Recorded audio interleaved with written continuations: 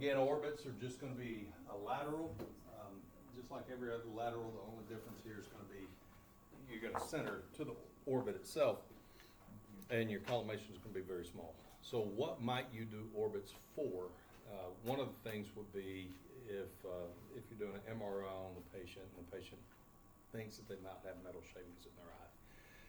So my oldest son is a welder fabricator, and he's had to go to the ER a couple of times to have metal shavings pulled out of his eye. So grinding on something, and it kind of gets, if you've ever used a weed eater, weed eaten, is that, I don't know, used a weed eater with glasses on, you understand how this happens. You know, sometimes something will fly up and it'll bounce off your forehead and then to the inside of your glasses, and even though you got glasses on, sometimes you get something in your eye. So unless you're wearing really sealed goggles, sometimes if you're working a wire brush or a grinder or something like that, you could conceivably get some metal in your eye. So that might be an example of why we would do a set of orbits. Okay, so the lateral is just the lateral, and the only thing here is going to be central ray location collimation. You're just looking for the orbit itself, so you don't need a big field. Just position like a lateral and just shoot maybe to the outer canthus. All right, so that's your lateral. The Rhese, though, is a different animal, and it's, again, not in your Merrills anymore, and there are videos on YouTube that show actual positioning of not patients, but instruction with students in class. So there are two steps essentially for a Rhese. One is to position. Your first thing would be to position like a 55 watters. Okay, so what is your step? What do you put perpendicular to the image receptor for 55 watters? The AML, right? So the canthal-meatal line needs to be perpendicular to the image receptor. Okay, so what that's going to cause you to do is put your chin out just a little bit. It's not going to be as steep as what it is for 37 watters, but basically your chin and nose should be on the image receptor, and that should be your first hint as to where we're going with this. Okay, so chin and nose on the image receptor, and then you're going to oblique the patient's head until it's at a 55-degree angle. Okay, so it's basically 55-55. So you got, a modified waters, and then oblique the head to about 55 degrees as well, towards the side of interest. So the side of interest is going to be the side down.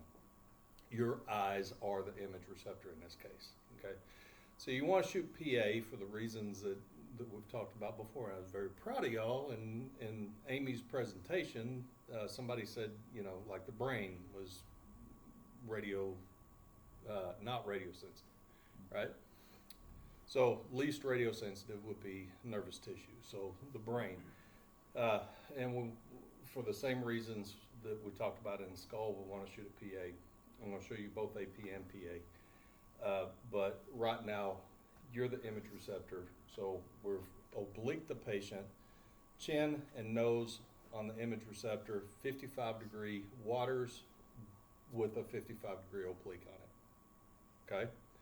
So what that should then do is you're obliquing the patient enough to put the cheek, essentially, unless the patient's got a great big nose or something, some sort of, massive chin or something like that, you should be able to position just by putting the peak of the nose, the chin, and the cheek on the image receptor. And it's sometimes referred to as three-point landing. For that reason, you've got 1, 2, 3 points of connectivity to the image receptor. All right, so that should put you at pretty much a 55-degree angulation. You might use protractors if you can find one in clinicals to make sure that your positioning is good, but for the most part, that's what it's going to give you. All right, so from the back, what it's going to look like, again, is the chin is back a little bit, and the patient's head is, turned. I'll tell you what let's do. Let's get rid of this. So you've got your bucky, right? You got your wall bucky, and these are especially easy to do with patient upright.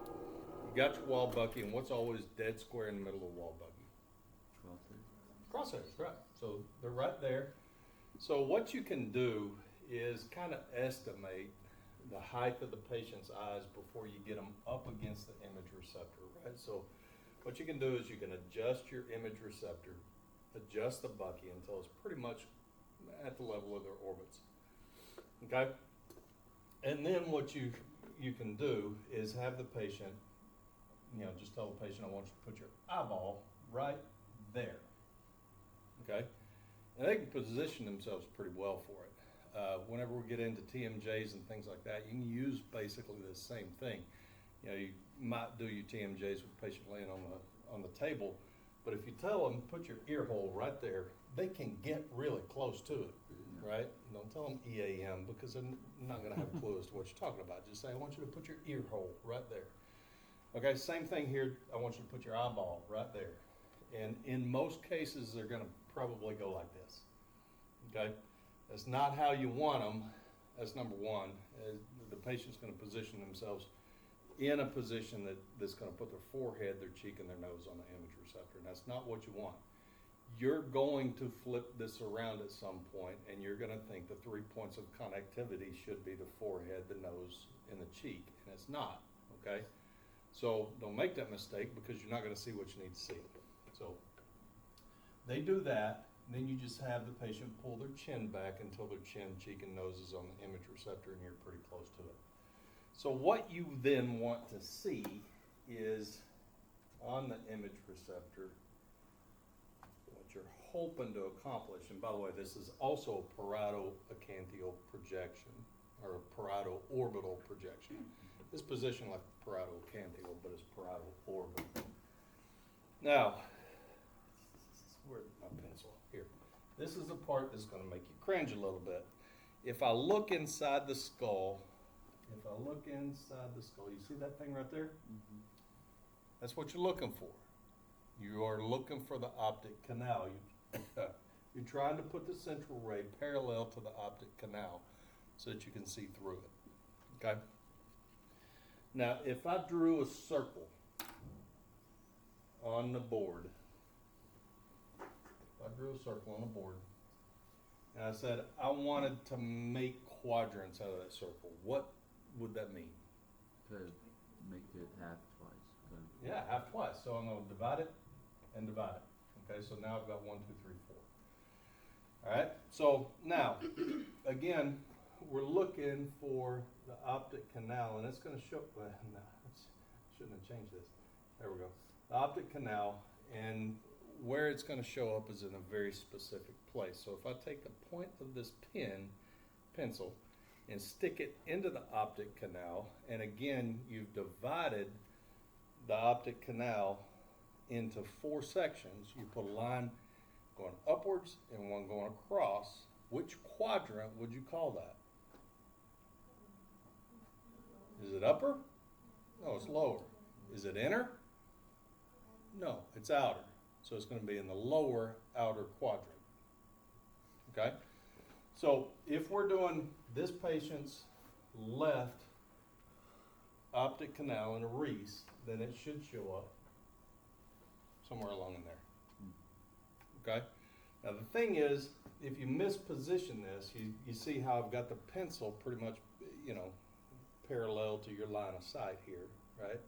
If you misposition this and you flip it around where it's the forehead, the cheek, and the nose, where's it going to put the optic canal? Two things, not parallel to the central ray, and secondly, it's probably going to put it into the petrous ridges. Okay, so you're just not going to see it at all. So essentially, you've shot a projection that's completely useless. Chin, cheek, and nose, not forehead, cheek, and nose.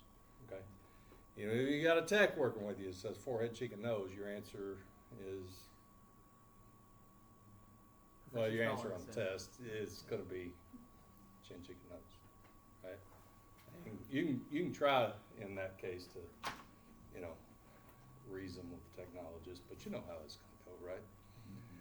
So the things to remember about the Rhese is just all that, is that we're going to start off like 55 waters, so chin's back, chin, cheek, and nose, oblique the head 55 degrees towards the side of interest, parietal orbital projection. okay, shows the optic canal in the lower outer quadrant of the orbit. Right? So, what if you have a situation where you can't do it PA?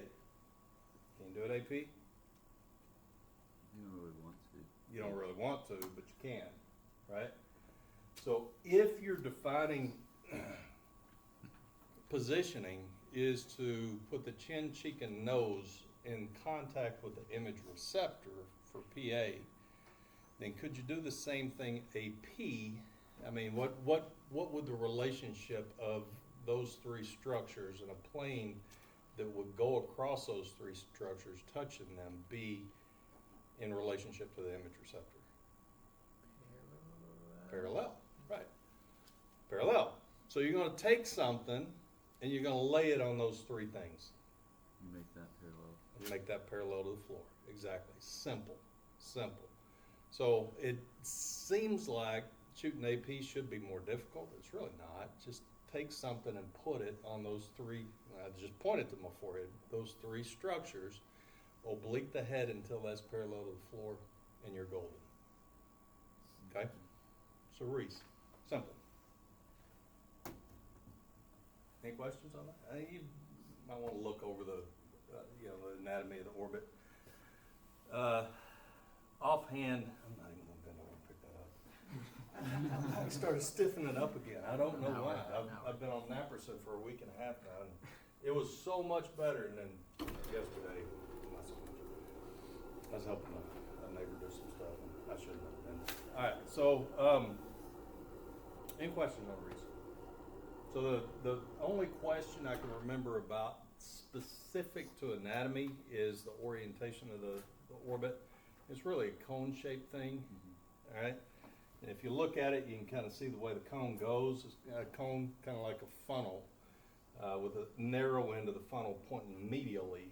So it goes up and inward, all right? And that's why we have to oblique the head in order to see the orbit. So any question on Rhese?